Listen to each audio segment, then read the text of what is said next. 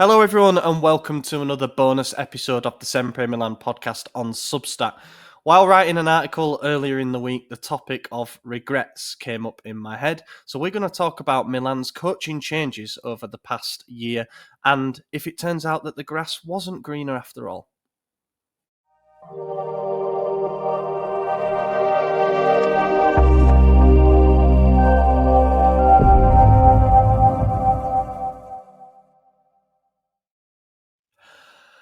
Happy Friday, brother. Yeah, konnichiwa, as Steph would say, since he is currently in Japan. No one cares about that but us. I don't know why that was my intro, but Yeah, we should we post a link to Marley's vlog in the description or something, because she's going to be vlogging it. They vlogged a trip to Florence, which was actually pretty good. It was well put together. But yeah, Steph's got a travel channel now. They didn't follow me back, but it's okay, They better have subbed back to us, because I did the same on the Sempre Milan thing.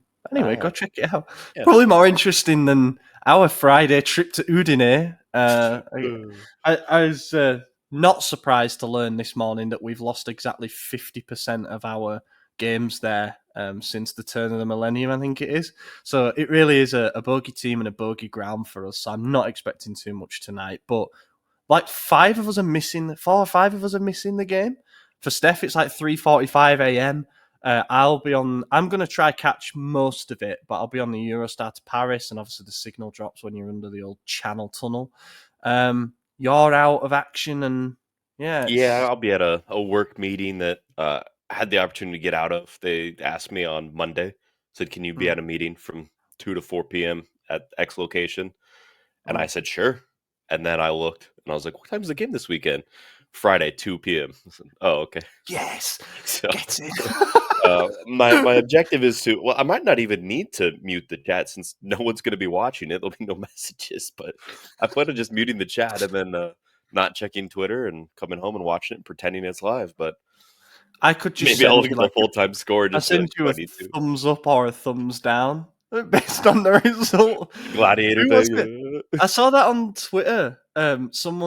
Someone put, "I'm staying away from the result. I'm going to watch the game back." And then loads of the replies were like, don't do it, bro. Yeah. I can't remember who we got dicked by, but it certainly wasn't worth watching it back. But yeah, anyway, I think it'd be fair to say that enthusiasm for this season finale is dwindling at best. You know, we're 9th in the league, 9 points off 4th. 8 points even off the Europa League spot, so that's kind of gone. The only thing remaining is that Coppa Italia semi-final second leg, and based on what Inter went and did at Bayern, I'm just not hopeful. I'm not hopeful at all that we're going to go through in that, and therefore even the Coppa Italia feels like a bit of a pipe dream at the moment, because even if we get through, I think Bologna will beat us. So yeah, it's grim. 2024-25 has been a grim season. Thankfully, we're coming towards the end. It's round 32 tonight. We've not got too long left. It's our 4th last away game of the season. We've been particularly terrible away from home. So, yeah. But on that topic... We do love to one-up Napoli, though. So we're probably going to finish worse than they did in their title defense season. But if they finish second, that means next season, Scudetto. We might finish 11th this year. This is a battle to see who finishes top half of the table, but... Do you know, I was looking at that because I remembered Udinese being quite close to us in the table, as in at one point they were striking distance from going above us and putting us into 10th, but they've lost 3 in a row, so they're now 7 points behind us. Oh, really? Yeah. So we kind of rooted into 9th because we're 4 points off Fiorentina in 4th. No, it may be more than that now. 8 points behind us. Wow. 8 behind us, yeah. And how far are we off 8th? 4 points. Yeah, I mean, we're not going anywhere. There we are. I've said this for weeks. I've said we're actually going to finish 9th, lads. You need to get it in your heads. This is what we are, and our form's been so bad in 2025 that you can't be like, it's just unlucky. It's just a freak season, you know. I mean, let's go into it. This is a nice segue actually, because the theme, as mentioned in the intro, was all about regrets, specifically the head coaching position. Because I put an article together which is titled. You go read it, you can search for it.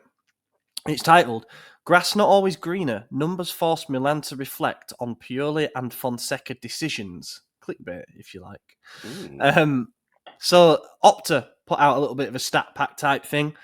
one thing caught my eye.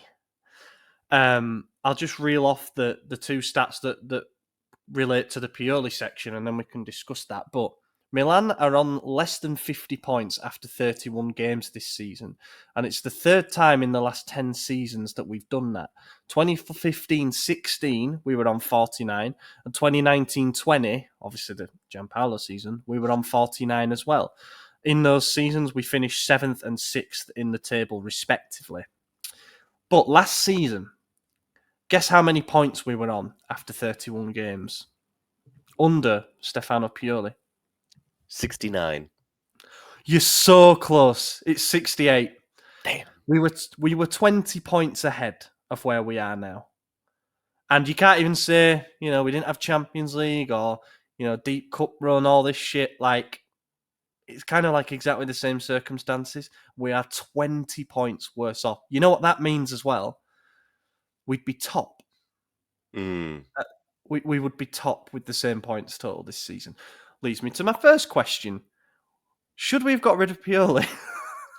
Yeah, I think so. I mean, yeah. Just because the replacements, multiple, haven't been what we hoped, doesn't mean it was the wrong thing, right? Like, obviously, when you're looking to replace a manager, there's two things to consider, and that's who you're getting rid of and who you're bringing in. Getting rid of someone's the easy part.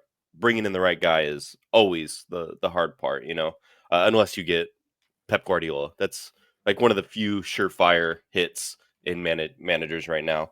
And we had the opportunity to get one of those surefire hits in Antonio Conte, and we chose not to. Now we're trying again. Yeah. And hey, fingers crossed, man. I'll take it at this point. Yeah. Give me anything. Yeah. But yeah, I do think it was still time for him to go. I think his natural cycle was over. I think the crazy thing about Pioli is obviously 6 consecutive derby losses, and now here we are, 4 in one season. Yeah. We haven't lost yet at all. Now, if my option was second place and 6 derby losses, or 4 derby undefeated and 9th place, I'm taking second place. But it is interesting how that's played out, the dichotomy of it. But yeah, he still needed to go, I think. I think we had reached the natural end of a cycle, and that's a term that we've heard plenty around the end of last season, but it still holds true, even if we have made the wrong choice in managerial appointments twice since then. Yeah.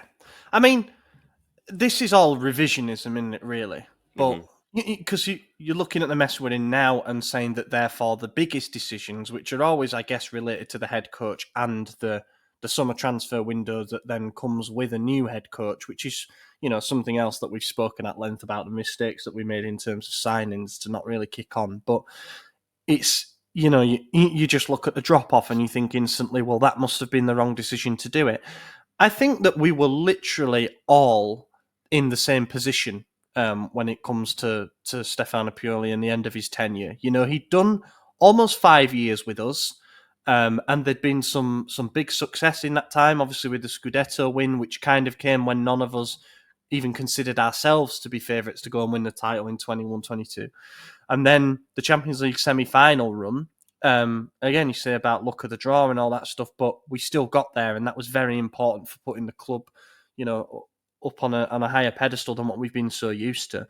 But then things fell apart in that last 6 months, and I think people have kind of forgotten how bad it got.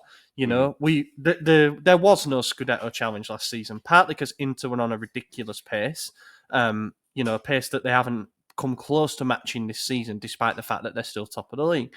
And then, dropping into the Europa League and losing so convincingly to Roma, who were way below us in the table, that certainly didn't play in his favour. Then, you've got the 6 derby defeats in a row. I think everything had just mounted to be like, has he lost that sort of positive bubble that got us to where we were? And I think everyone did feel like the bubble had burst in that sense. But you look back at his record, he managed 240 games for us across all competitions, 132 wins. So that's, comfortably over a 50% win rate, 56 draws and 52 losses, 437 goals for. So that's nearly 2 goals per game on average, 282 goals against. It's